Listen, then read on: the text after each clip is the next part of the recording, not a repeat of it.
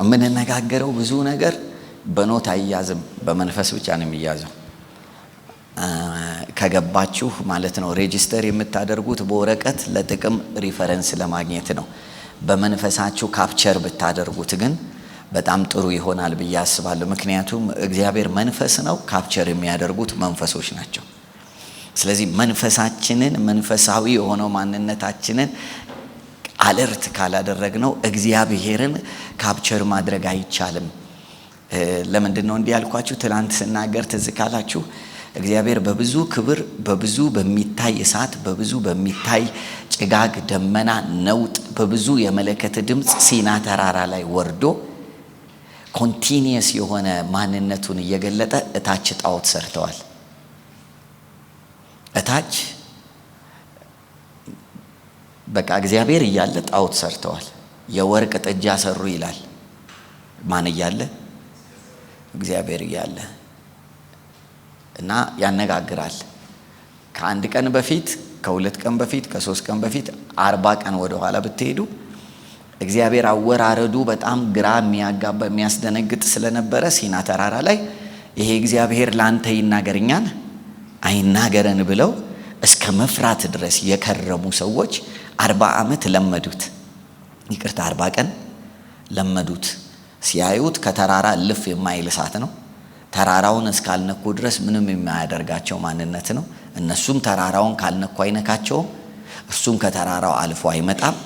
ስለዚህ ሲያስቡት ሙሴ መዘግየቱ ቢሞት እንጂ ቢኖር አይደለም ብለው አሰቡና ከዛ የጥጃ ጣዖት አቅልጠው ወርቅ አቅልጠው ቅርጽ አውጥተው የቀለጠው ወርቅና የተሰራው ጥጃ መልክ እስኪይዝ ድረስ ይህንን ሁሉ አድርገው ሲጨርሱ ነው የሚለው መጽሐፍ ቅዱስ። እግዚአብሔር ታች ያለው ሕዝብ ስቷልና አምጿልና ውረድ ብሎት አይ ዋንደር እነሱ ምናልባት ጥጃውን ባይሰሩ ኖሮ ሙሴ ይቀጥል ነበር ማለት ነው። የሆነ የሚበልጥ ሬቨሌሽን፣ የሚበልጥ መገለጥ፣ የሚበልጥ ነገር ይቀበል ነበር ማለት ነው። ግን በጣም የሚያስገርመው እንደዚህ አይነት ነገር እያዩ ጥጃ መስራት ለምን ቻሉ ብለን አንጠይቅም።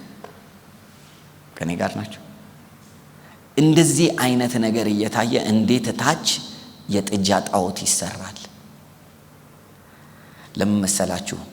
ሰው በመንፈሱ እንጂ እግዚአብሔርን ካፕቸር ማድረግ የሚችለው በስሜት ሕዋሳቱ እግዚአብሔርን ኮንቴን ማድረግ መያዝ አይችልም። ለዚህ ነው ብዙ ጊዜ ልምምዶቻችን በስሜት ሕዋሳታችን ውስጥ ስለሆኑ በሚታይ፣ በሚጨበጥ፣ በሚነካ፣ በሚሰማ እንደዛ ስለሆነ እግዚአብሔርን በመንፈሳችን በውስጠኛው ሰውነታችን ኮኔክት የምናደርግባቸው ልምምዶች ጥቂት ስለሆኑ የምንኖራቸው ኑሮዎች ኮንቲኒየስ ክብር አይደሉም። ኮንቲኒዋል የሆነ የሚጨምር ነገር አይደለም። ለምን ሲባል እግዚአብሔር ራሱን ማኖር የሚችለው ምናችን ላይ ነው?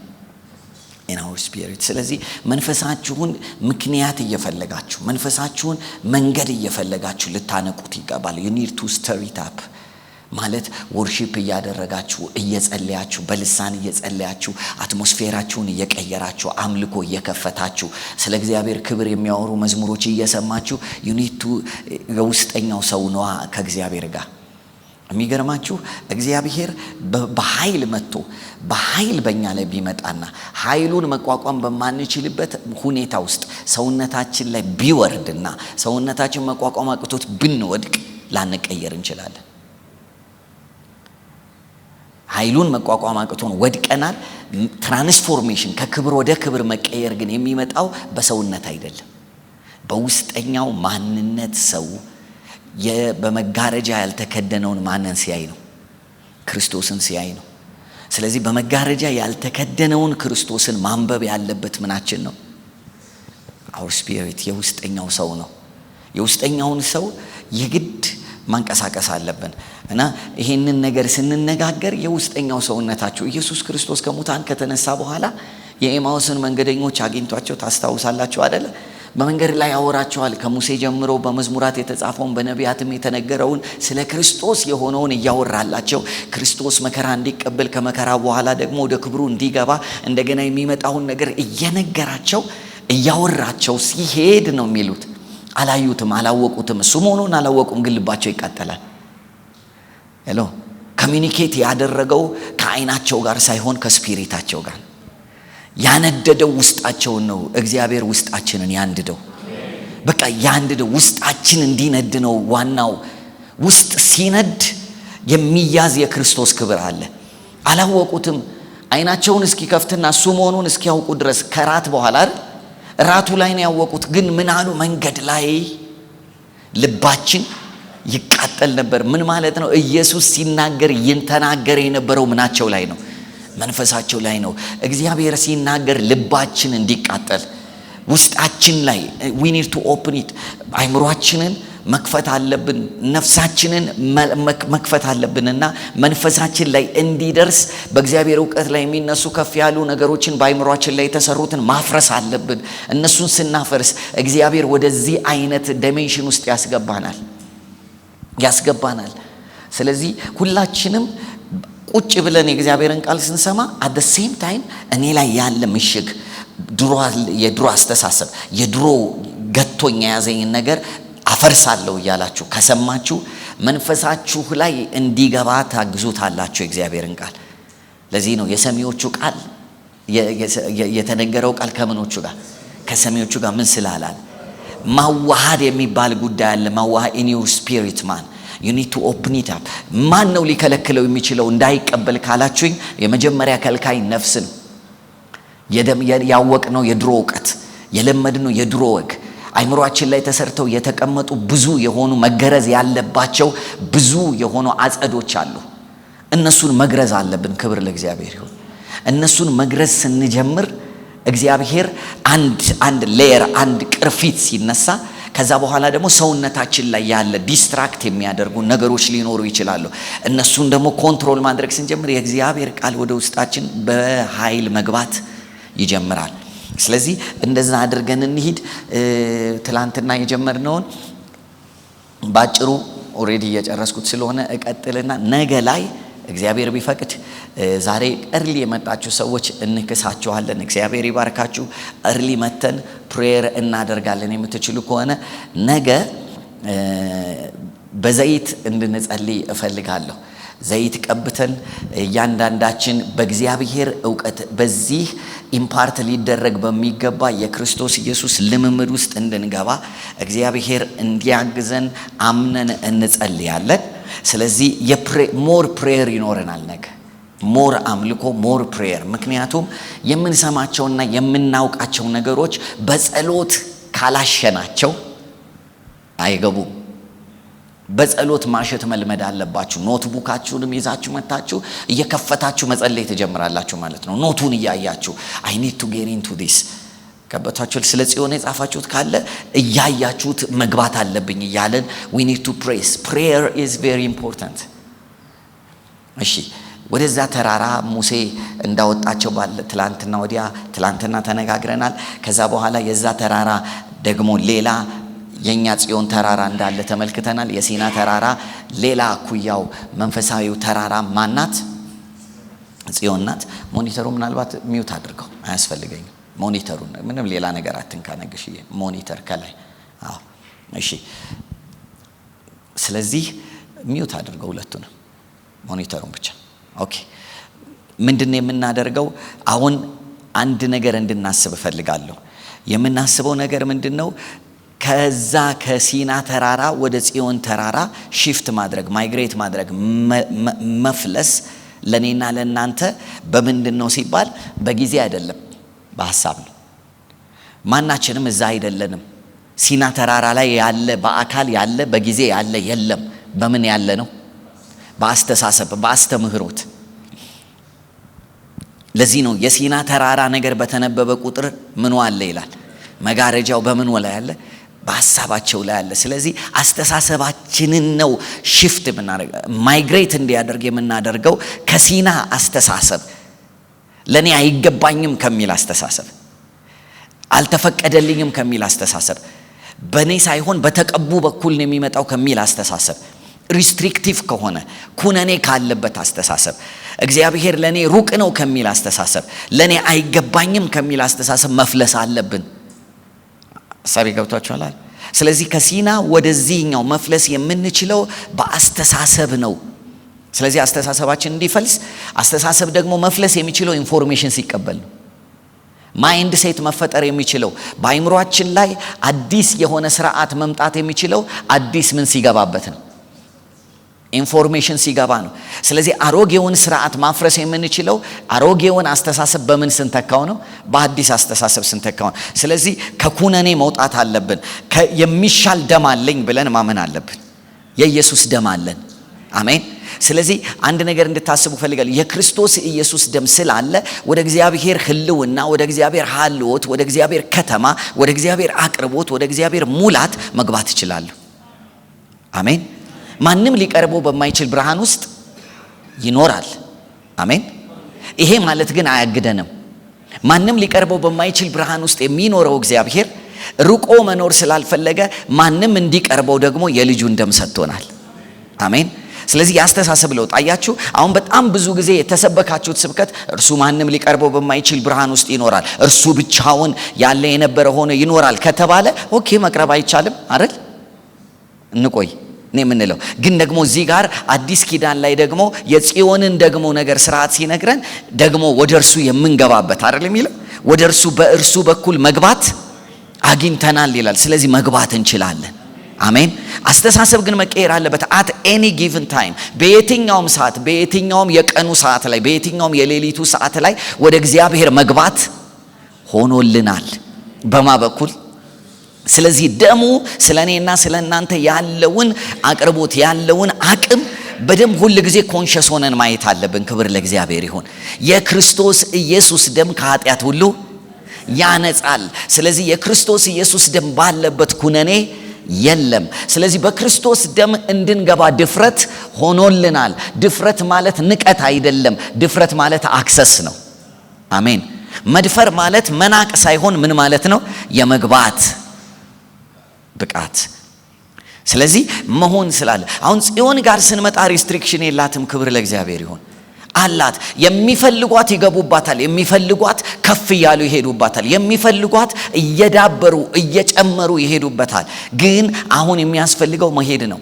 አንድ ነገር ልሰጣችሁ ፈልጌ ነው። ከዛ በኋላ የሆነ ሐሳብን ሰጥቼ እንጸልያለን። እንደዚህ የሚል ቃል አለ። ሙሴም ሕዝቡን ከእግዚአብሔር ጋር ለማገናኘት ይልና ምን የሚል ቃል አለ? ያነበባችሁ ከሰፈሩ ቴንክ ዩ አወጣቸው። ከምኑ? ከየት አወጣቸው? ከሰፈር አወጣቸው።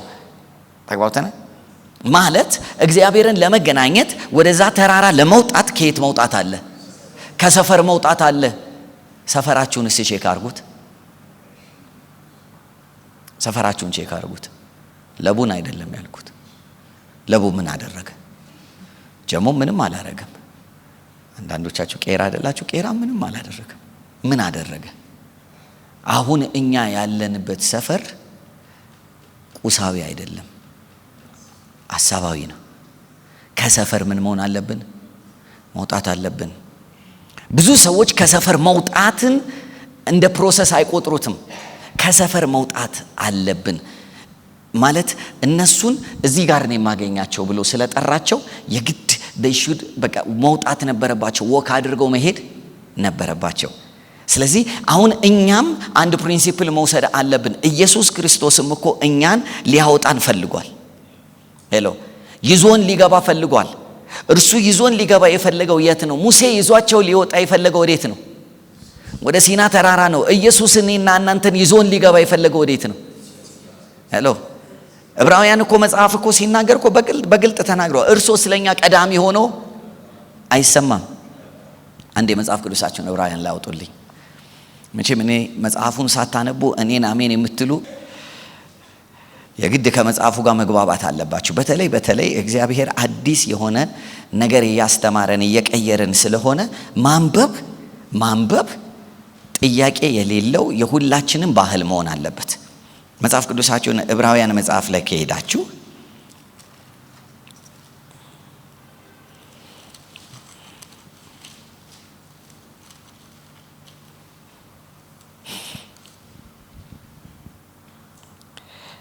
እሺ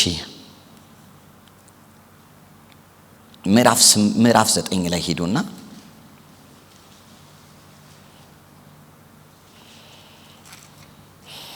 ምዕራፍ 9 ደረሳችሁ? እሺ ምዕራፍ 9 ሄዳችሁ ከቁጥር 22 ጀምሮ ያለውን ቃል እናንብብ። እንደ ሕጉም ከጥቂቶች በቀር ልክ ነኝ? እሺ ምን ይላል? ነገር ሁሉ በምን ይነጻል? በደም ይነጻል፣ ደምም ሳይፈስ ስርየት የለም ይልና ከዛ በኋላ ምን ይላል? እንግዲህ በሰማያት ያሉትን የሚመስለው ነገር በዚህ ሊነጻ እንጂ በሰማያት ያሉት ራሳቸው ከእርሱ በሚበልጥ መስዋዕት ሊነጹ የግድ ነበራት አይደል የሚለው? ኦኬ በሰማይም ያሉ ነገሮች በምን መንጻት ነበረባቸው? በክርስቶስ ደም። ከኔ ጋር ናችሁ? በሰማያት ምን አሉ? መጠየቅ እኮ አለባችሁ። ምን አሉ በሰማያት? አሁን በሰማያት ሲለን እያወራን ያለነው የቱን ነው? ሄሎ በሰማይ የሚባል እኮ ቦታ አለ አይደል? አለው። ሰማይ ምንድን ነው? ጽዮን ነው። ካሁን በኋላ ትርጉሙን አስተካክል። ሰማይ ማለት የሆነ ነገር የሆነ አይደለም። ሰማይ ማለት መኖሪያ ነው። ስሙ ማን ነው? የእግዚአብሔር ሕያው ከተማ፣ ሰማያዊቱ ኢየሩሳሌም። ብዙ ስሞች ወጥተውላታል። ስለዚህ አሁን ሰማይ ሲል ምን እያለን ነው? ጽዮን። ከኔ ጋር ናቸው አይደል? ስለዚህ ኢቭን በጽዮን ራሱ ወይም ደግሞ በኤደን ሌላ ስሙ ምንድን ነው ብያቸዋል? ኤደን። በኤደን ራሱ በደሙ መንጻት የነበረበት ነገር ነበረ። ምክንያቱም ችግር የተጀመረው የት ነው? ኤደን ነው። ኤደን ነው ችግር የተጀመረው። በነገራችን ላይ መሬት ላይ አይደለም ችግር የተጀመረው። ኤደን የተጀመረ ችግር ነው ወደ መሬት የተላከው። ሄሎ እሺ አብራችሁ ናችሁ የመጣችሁት ልትማሩ ነው። መሰረታዊ የሆነ ነገር ልታውቁ ነው አይደል? አሁን በደንብ ተከታተሉ። ሕዝቅኤል 28 ላይ አንድ ቃል፣ ይሄንን ክፍል አታጥፉብኝ፣ ምክንያቱም መሰረታዊ የሆኑ ነገሮችን መያዝ ስላለብን። አሁን ኤደንን ራሷን ጽዮንን ራሷን የእናንተ እስክትሆን ድረስ የግድ ማግባባት አለብኝ። ስለዚህ ሕዝቅኤል 28 ላይ ሂዱና ብዙ ስለ ሰይጣን ወይም ስለ ሉሲፈር ወይም ስለ ተጣለው መልአክ ብዙ የተነገረ ነገር ቢኖርም አሁን ጥናታችን እሱ ስላይደለ እሱም ብዙ ባናወራውም አንድ ነገር ግን ቶሎ አስቀድሜ መጣል እፈልጋለሁ ለእናንተ። አንድ ጊዜ 28ኛው ምዕራፍ ላይ ሂዱና ሕዝቅኤል 28ኛው ምዕራፍ ቁጥር 11 ላይ አውጡና ሁላችሁም ጮክ ብላችሁ እንድታነቡ ፈልጋለሁ። የያዛችሁ ሰዎች ሁሉ አንድ ላይ እናንብበው። 1 2 3 ቶሎ። የእግዚአብሔርም ቃል ወደ እኔ እንዲህ ሲል መጣ። የሰው ልጅ ሆይ በጢሮስ ንጉሥ ላይ ሙሾ አሞሽተህ እንዲህ በለው፣ ጌታ እግዚአብሔር እንዲህ ይላል። አሁን ያዙ። ለሰው የተጻፈን የሚመስለው ግን ለሰው አይደለም፣ ምሳሌያዊ ንግግር ነው። በወቅቱ የነበረውን የአንድ ሀገር ንጉሥ እንዴት ባለ ትዕቢት ውስጥ እያለፈ እንደሆነ እያነጻጸረ የሰይጣንን የዘመናት ከዘመናት በፊት የሆነን ነገር ነው የሚናገረው። እሺ ከዛ ምን ይላል? ጥበብን የተሞላ ውበትህም የተፈጸመ መደምደሚያ አንተ ነህ። በእግዚአብሔር ገነት በኤደን ነበርክ። አንብቡልኝ። ምንድን ነው የሚለው? በእግዚአብሔር በኤደን ነበርክ የሚል የለም ሕዝቅኤል 28። ኦኬ። ስለዚህ ጥበብን የተሞላ ውበቱ መደምደሚያ የሆነ ውበቱ የተደመደመ አንድ በጣም ግሩም የሆነ የሚጋርድ ኪሩብ የት ነበር? ይኸውላችሁ ኤደን አዳም ጋር የተጀመረ አይደለም። ኤደን እግዚአብሔር በነበረበት ቦታ ሁሉ የነበረች ከተማ ናት። ይህንን ትምህርት አስተካክሉ። ብዙዎቻችን ኤደን የተጀመረ የሚመስለን ዘፍጥረት መጽሐፍ ምዕራፍ 2 ላይ ነው። ኤደን ከምድር በፊት ነበረች። ምድር ከመሰራቷ በፊት፣ ምድር ውሃዋ የብሷ ከመትለየቱ በፊት፣ ምድር ከማብቀሏ በፊት፣ ምድር ከመበጀቷ በፊት ኤደን ነበረች። ኤደን ማለት የእግዚአብሔር ከተማ ናት። ኤደን አለመኖር አትችልም። እግዚአብሔር አለመኖር እንደማለት ነው። እኔ ጋር ናችሁ? አሁን ሌላ ስም ሲያወጡላት ምን አሏት? ጽዮን። ሌላ ስም ሲያወጡላት ምን ተባለ? ሰማይ። ሌላ ስም ሲያወጡላት የእግዚአብሔር መንግስት እየተባለ መጣ እንጂ ኤደን በፊትም ነበረች። ሰው ከመፈጠሩ በፊት ከነ አዳም በፊት የሰው ልጅ በምድር ከመኖሩ በፊት በእግዚአብሔር መልክ አይነት ሰው ከመፈጠሩ በፊት ማን አለ? ኤደን አለ። ስለዚህ አሁን እንዲህ ይለናል፣ አንተ በየት ነበርክ? በኤደን ነበርክ። ከዛ በኋላ ስራውን ይዘረዝረዋል፣ ማንነቱን ይዘረዝርና መሃል ላይ ግን በደል እስከተገኘብህ ቀን ድረስ የሚል ቃል ታገኛላችሁ። የት? መቼ?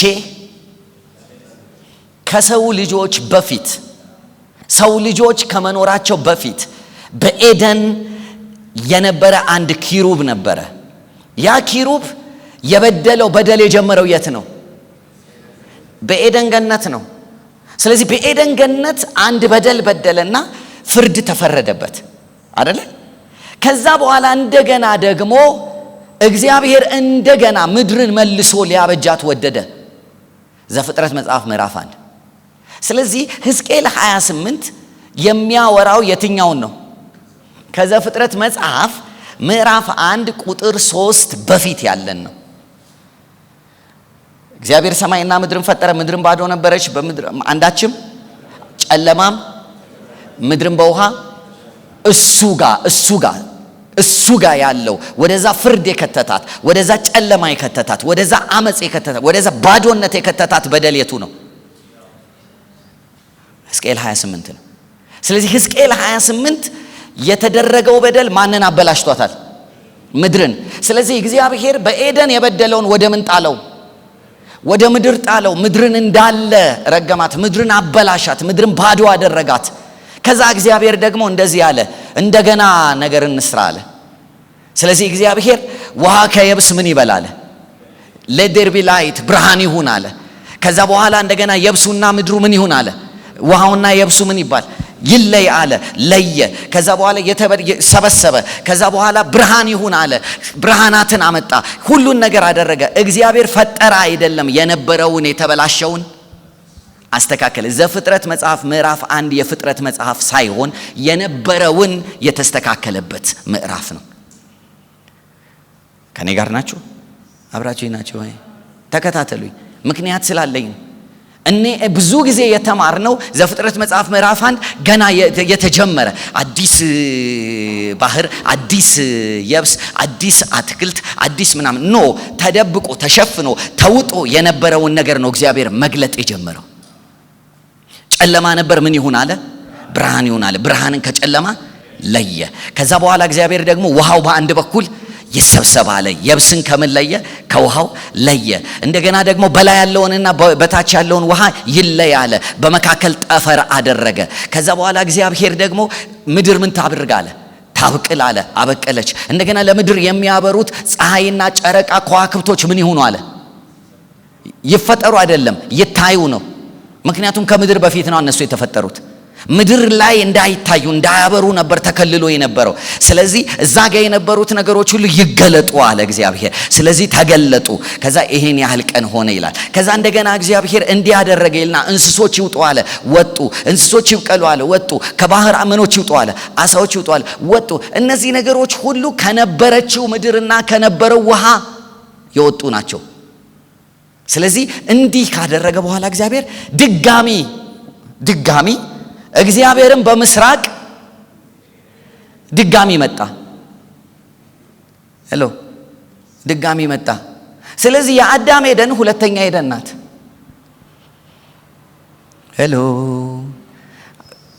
ወዳችሁ እኮ ነው የመጣችሁት ልትማሩ።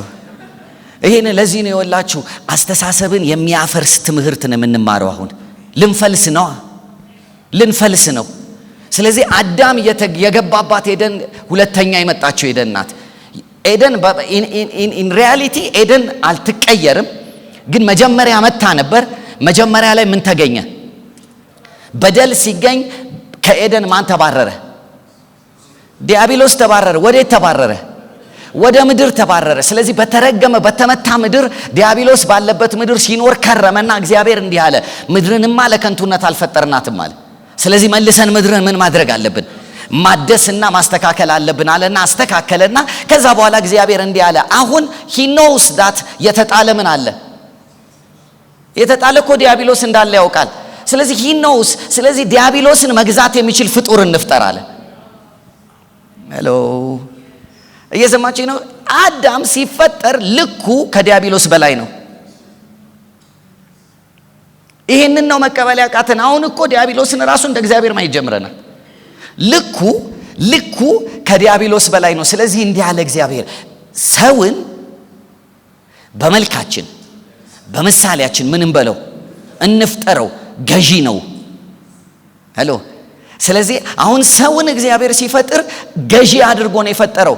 ሰው ደግሞ ልኩ ከማ በላይ ነው? ከተጣለው በላይ ነው። ለምን ሲባል ይኖር የነበረው የት ነው?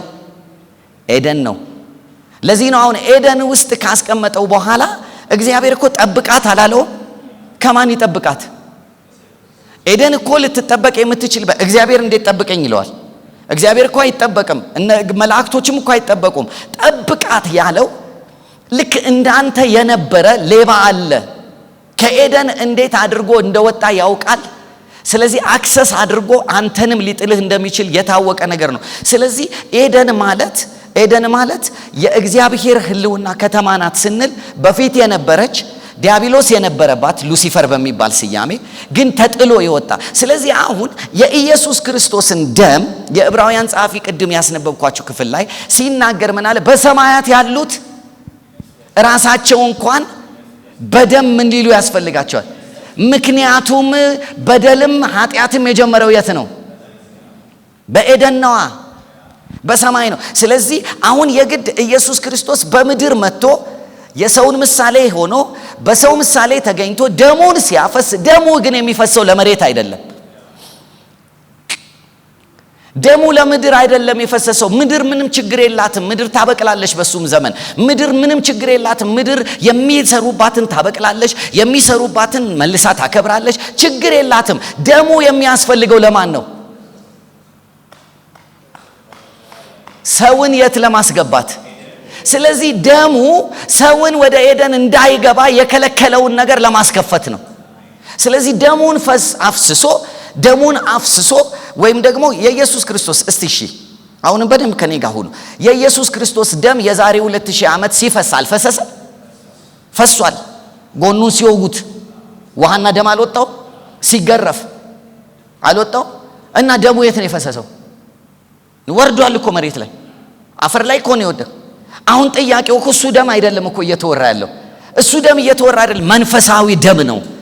እየሰማችሁ ነው? ሲያዩት እንደሰው ደሙ ፈሷል። ሲያዩት እንደሰው ደሙ ሁሉ አልቋል። በእግዚአብሔር ዘንድ ግን የሚገባ ደሙ እኮ ማለት ህይወቱ ነው።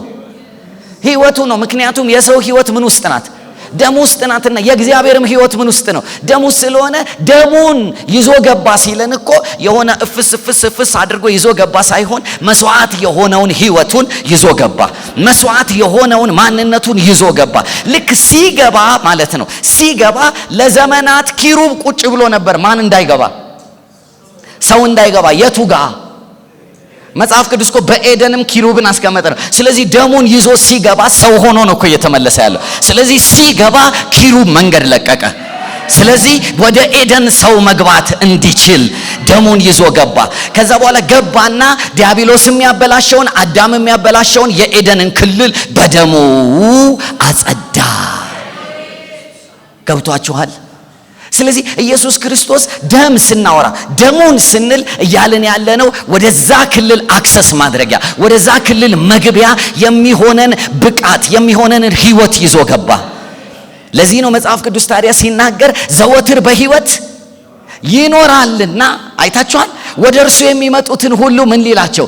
ሊያማልድላቸው፣ ሊያጸድቃቸው ይችላል። ለምን ሲባል በማይጠፋ ህይወት መስዋዕትነትን ከፍሎ ዘወትር በህይወት የሚናገር ደም አለ። ክርስቶስን ስታዩት የተከፈለ ህይወት አለ።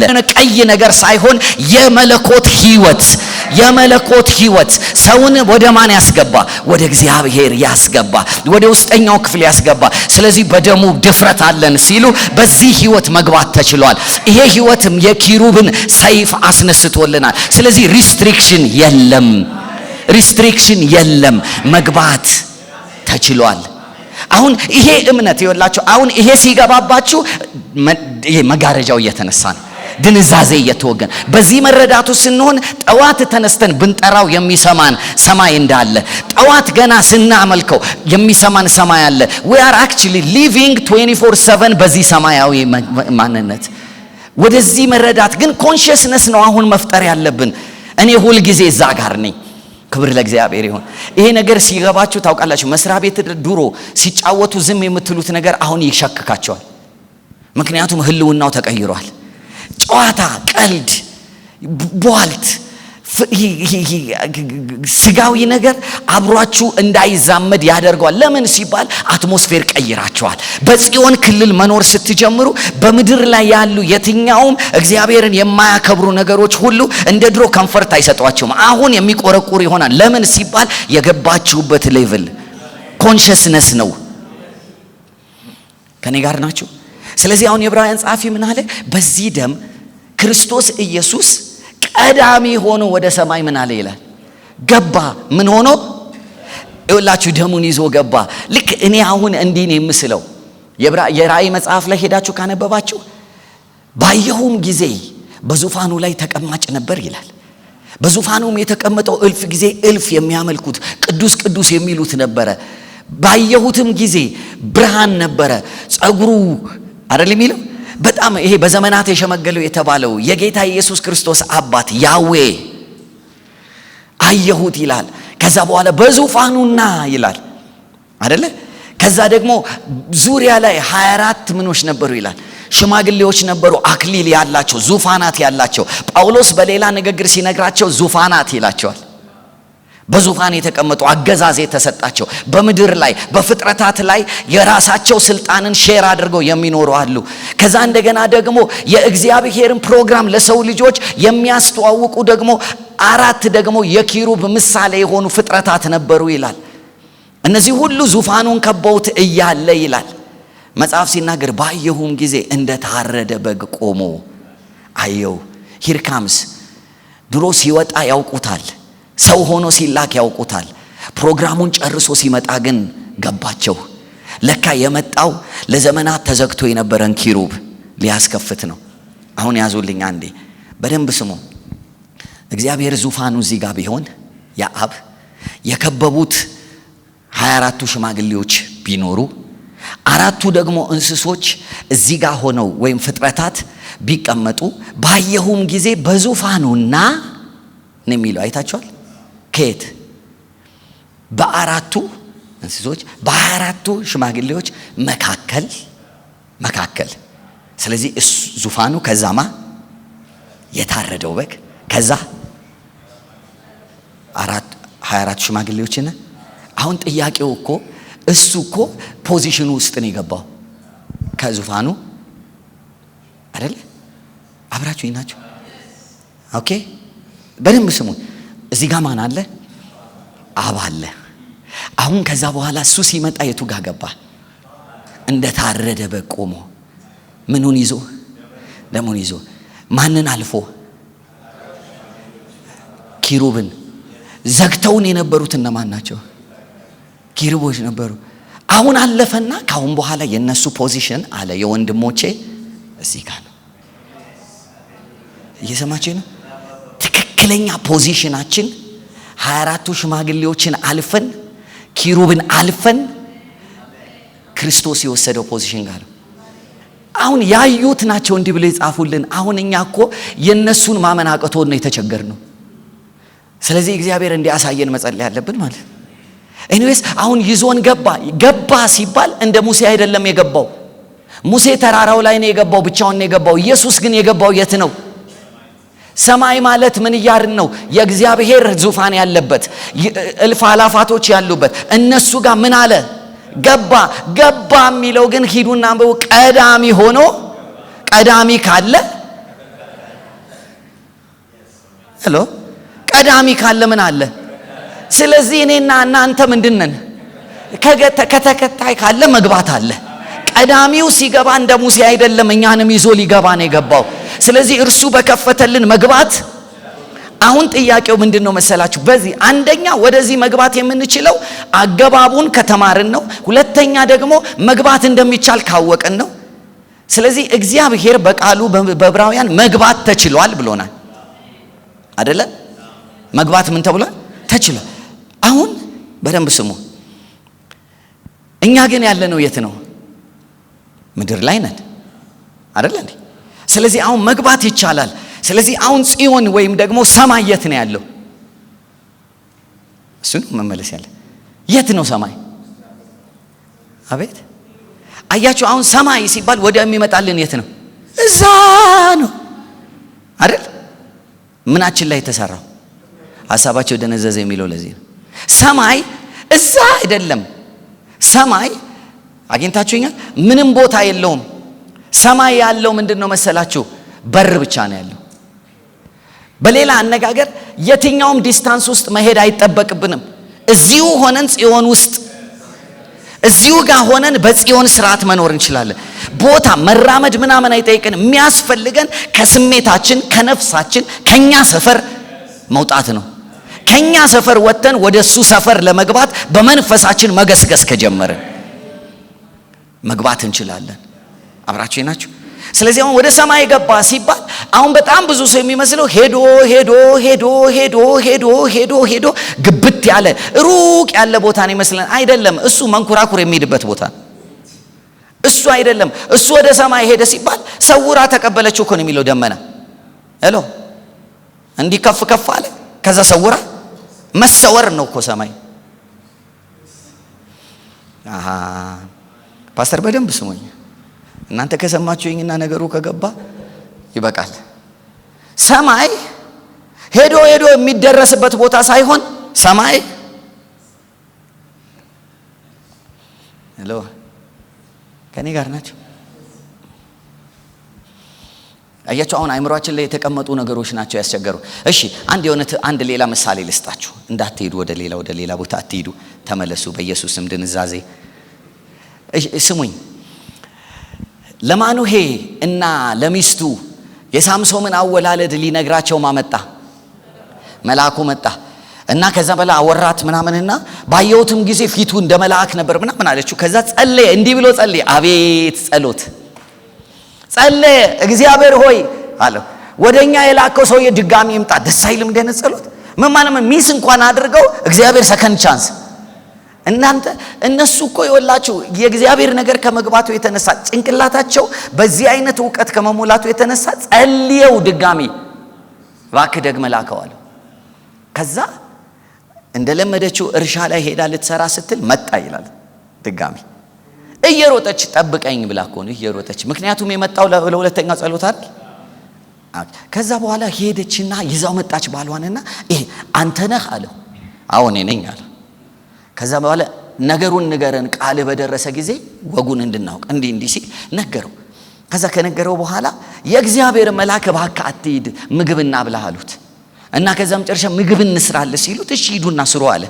ከዛ ሄዱና ሰሩ። የማ መልአክ አይሰማኝ? የማ መልአክ? ይሄ የማ ስም ነው ብያቸዋለሁ። ክርስቶስ በስጋ ከመገለጡ በፊት ያለው ስሙ ነው። ከዛ ኦኬ ሂዱ አላቸው። ከዛ ሄዱ። መጨረሻ ላይ ምግቡን ሰርተው ምናምን አመጡና ከዛ በኋላ የእግዚአብሔር መልአክ አይደል ታምራት አደረገ ነው። እኔ ጋር ናቸው። መስዋዕት ሊያቀርቡ እንዲያደረጉ ከዛ አይደል የሚል ምን አለ ይላል ምግቡ ያለበትን ድንጋይ በበትሩ ነካው፣ እሳትም ወጣ። ይሄ መልአክ በሄደበት ቦታ ሁሉ እሳት አለ። ሄሎ ከዛ በኋላ መልአኩ በእሳት ውስጥ ምን አለ ነው የሚል ተሰወረ። ሄሎ ሄቨን ኢዝ መሰወር። እንዲህ እዚህ አይደለም እዚሁ ጋር አብሯቸው ነበር። ምን አለ? የት ገባ? ሄሎ የት ገባ? ሲሰወር የት ነው የሚገባው? ኤደን። ሄሎ አብራችሁ ናችሁ። በሌላ አነጋገር እኮ ታውቃላችሁ ኤደን እዚህ ጋር ልትሆን ትችላለች።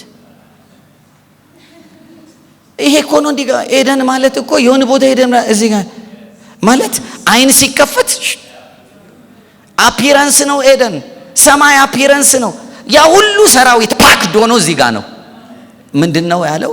እባክህ አይኖቹን ባየም ጊዜ ይላል በእርሱና በኤልሳ መካከል የእሳት ሰረገሎች ዙሪያቸውን ከቧቸው አየ። እዚህና እዚህ ሄሎ የኤልሳ እኮ ባሪያ አይኑ ሲከፈት እኮ እዛ ጋር አይደለም ያየው፣ በእርሱና በኤልሳ ዙሪያ እኮ ነው የሚለው።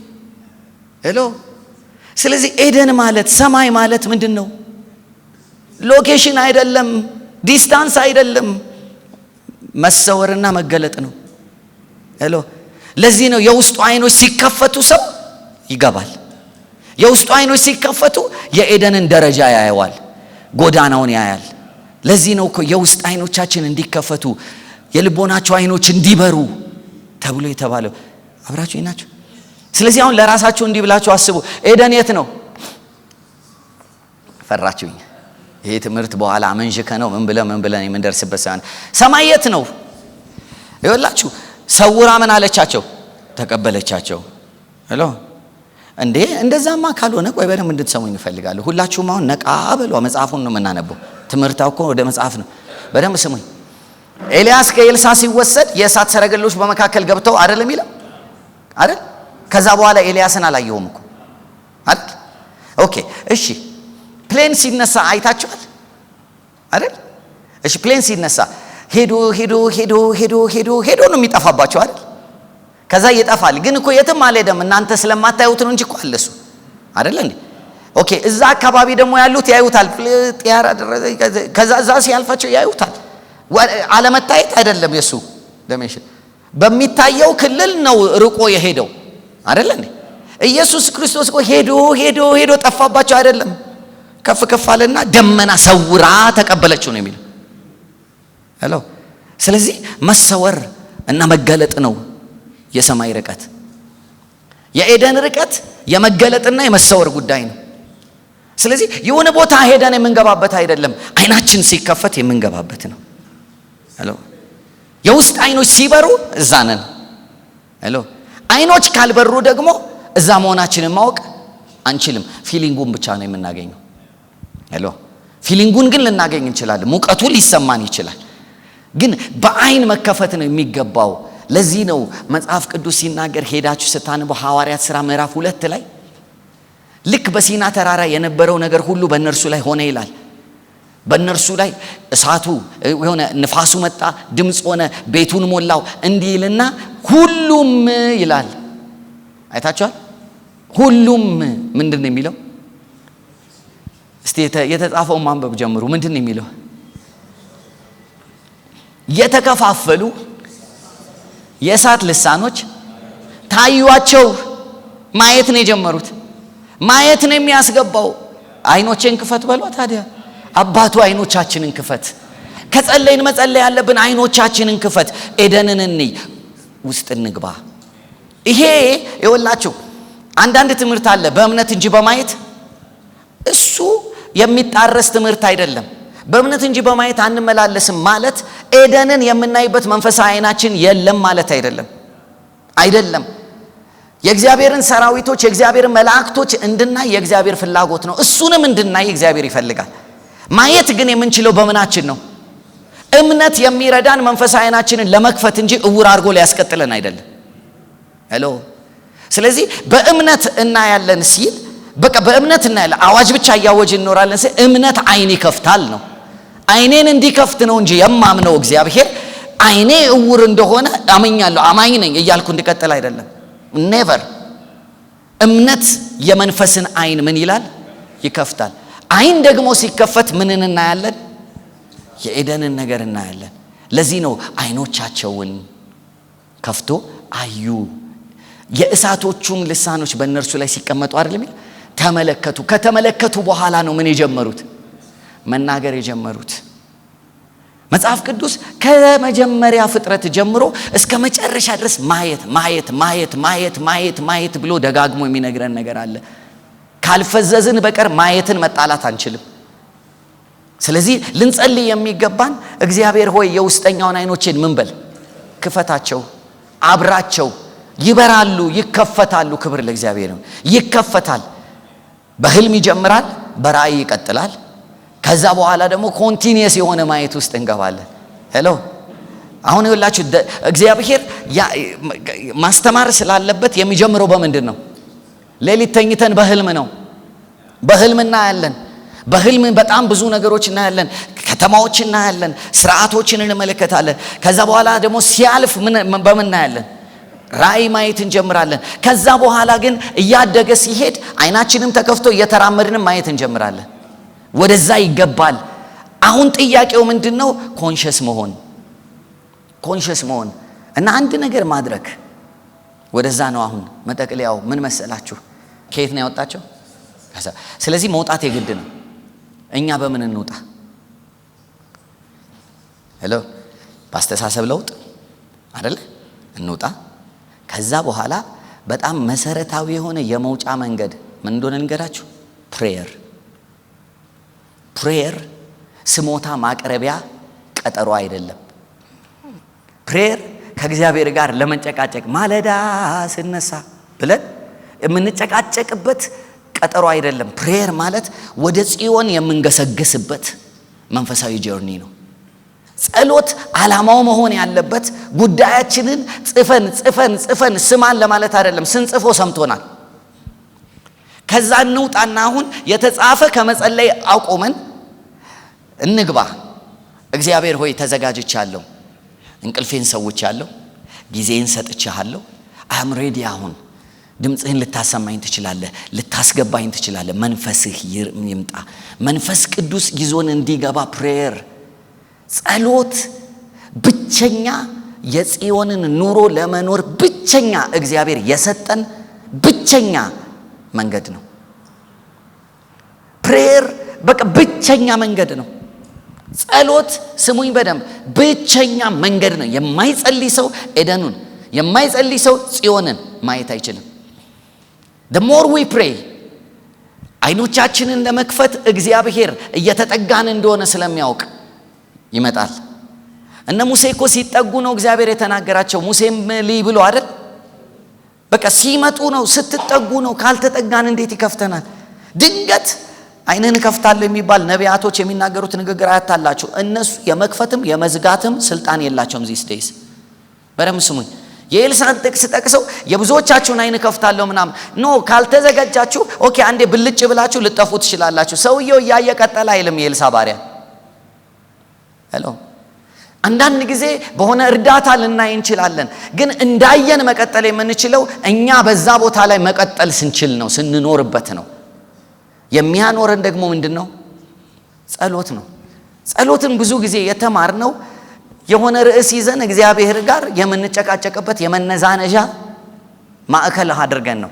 ጸሎት እሱ አይደለም። እኔ ለነገሩ ይወላችሁ የሚያስፈልጋችሁን ሳትነግሩት ያውቃል። በቃ እንዲህ ከተባለ እኮ ክብር ለእግዚአብሔር ይሁን። በልባችሁ የምታስቡትን እኮ እግዚአብሔር ያውቃል። የሚያስፈልጋችሁንም ሳትነግሩት ያውቃል። አሁን እግዚአብሔር የሚፈልገው ከጽዮን ሆናችሁ ወደምትኖሩበት ክልል እንድትገቡለትን መገስገስ አለባችሁ። አምላኬ ወደ አንተ ገሰግሳለሁ ሲሉ እኮ ምን ሊያሰሙት? ስሞታ ሊሰጡት እኮ አይደለም፣ ፊትህን አይ ዘንድ፣ ህልውናህን ለማመድ ዘንድ፣ አብሮነት ውስጥ ገባ ዘንድ። ስለዚህ ፕሬየር ኢዝ ቬሪ ኢምፖርታንት። ሙሴ በእግር ነው አስጉዞ ያወጣቸው። ኢየሱስ እኛን ይዞን የሚገባው በጸሎት ነው። የአዲስ ኪዳን መውጫው ወደ ጽዮን መግቢያው ፕሬየር ነው። ጸሎት መግቢያው ነው። ካልጸለይን ወደዚች ከተማ መግባት አንችልም። ስለዚህ we need to decide ጊዜያችንን ልንሰዋ በቃ የግድ ነው። መዝሙር ሊያግዘን ይችላል፣ ግን ወደ ውስጥ የሚያስገባን ፕሬየር ነው። አይን የሚከፍት ጸሎት ነው። the more we pray የውስጠኛው ሰውነታችን እየታነጸ ይሄዳል። ከክብር ወደ ክብር እየተሻገረ ይሄድና ከዛ በኋላ ድንገት ትላንት እንዳልኳችሁ የተወለደው ልጅ መጀመሪያ የሚያይን የሚመስለው ግን አያይም። ከዛ በኋላ የሆነ ሰዓት ላይ ነው ታውቃላችሁ አይደለ? ድምጽ ነው የሚከተለው። የመጀመሪያ ልጅ ድምጽ ይሰማል ምናምን እንዲህ ይላል፣ ግን አያይም። ከለር አያይም፣ ምን አያይም። ከዛ በኋላ እያደገ ሲሄድ በውስጡ የሚሰራው የማየት አቅሙ ምን ከለር እየለየ ቅርጽ እየለየ ይመጣል። ምን እያለ ሲሄድ our spirit man በጸሎት እየጎለበተ በእግዚአብሔር እውነት እየጎለበተ በመረዳት እየጎለበተ ሲሄድ ምንም ይሄ ኦቶማቲክ ነው። ምን ማየት ይላል? ማየት ይጀምራል። ማየት ምትሃታዊ ድንገት የሚመጣ ነገር ሳይሆን በእድገት የሚገኝ መከፈት ነው። ስለዚህ ይሄን ማድረግ የምንችለው ምን ከሆነን ነው? ከጸለይን ነው። ስለዚህ ፕሬየር ከልቸር መሆን አለበት። ፕሬየር ካዥዋል የሆነ ድርጊት መሆን የለበትም፣ ባህል መሆን አለበት። ዴይ አፍተር ዴይ we need to pray continuous የሆነ አንድ ቀን እርግጠኛ ሆኖ እንደተለመደው ልትጸልዩ ስትሉ የሚታገላችሁ መልአክ ይመጣል። እርግጠኛ ሆኖ አንድ ቀን እንደተለመደው የተወደደውን ሰዓታችሁን የመረጣችሁለትን ሰዓት አክብራችሁ ስትገኙ እርሱም አክብሮ ይገኛል። አንድ ቀን አሁን ለጊዜው ይፈትናቸዋል። የተከበረውን ሰዓት እርግጥ አክብራችሁት እንደሆነ ይፈትናቸዋል። ብዙ ትታገላላችሁ፣ ይፈትናቸዋል። 10 ቀን 20 ቀን 30 ቀን 40 ቀን 50 ቀን 60 ቀን 70 ቀን 80 ቀን 90 ቀን ከዛ 100 ቀን አላውቅም፣ ከዛም በላይ ሊጨምር ይችላል። he will see it then አሁን ካወቀ በኋላ he knows that አሁን የምራችሁን ነው። ጀምራችሁ አታቁሙት። አይመጣም ብላችሁ አታቁሙት። ግዴላችሁም፣ እርሱ በደጅ ነው። የመከፈት የመሰወርና የመገለጥ ጉዳይ ስለሆነ መቼ እንደሚከፈት መጋረጃው እንደሚከፈት ስለማታውቁ እናንተ ምን በሉ? ፕሬስ ፎርዋርድ፣ ጸልዩ። በነገራችን ላይ ብንጸልይም ባንጸልይም ጊዜው ያልፍ የለ ማለፉ ላይ ቀር ጊዜው ምን አለ ለጸሎት ቢሆን። የሚቆጨኝ ብዙ ወራት ሳልጸልይ ያሳለፍኩት። አሁን ለጸሎት የምታደርጉት ወራት የማይቆጭ ወራት ነው። ምክንያቱም ማለፉ አይቀርም፣ ሰዓቱ መቁጠሩ አይቀርም። ግን እሱን እየፈለግን ሰዓቱ ይለፍብን። ከእርሱ ጋር እየታገልን ሰዓቱ ይለፍብን። አንዳንድ ጊዜ እየተነጫነጭን አትመጣም ወይ ብለን እየተጨቃጨቅን ሰዓቱ ይለፍብን። ፈልጌ እኮ ነው የተነሳሁት፣ ከእንቅልፌ የተነሳሁት እኮ ፈልጌ ነው እያልነው እንደ እብድ ከማይታይ አምላክ ጋር እያወራን ሰዓቱ ይለፍብን። ተኝተን ከሚያልፍብን እየተጨቃጨቅን ሰዓቱ ይለፍብን። እየታገልን ሰዓቱ ይለፍብን። እየፈለግን ሰዓቱ ይለፍብን። አያችሁ ያዕቆብ ብቻውን ሲቀር መጣ አይደል የሚለው? ብቻ መቅረት ስንለምድ ይመጣል።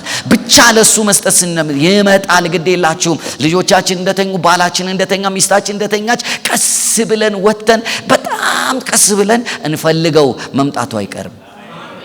የቀረስ ጊዜ ዝም ብሎን ካለፈስ ዛሬ ባትመጣም ነገ መምጣት አይቀርም። ነገ እንገናኛለን። እመጣታለሁ ብዬ ነው የምተኛው።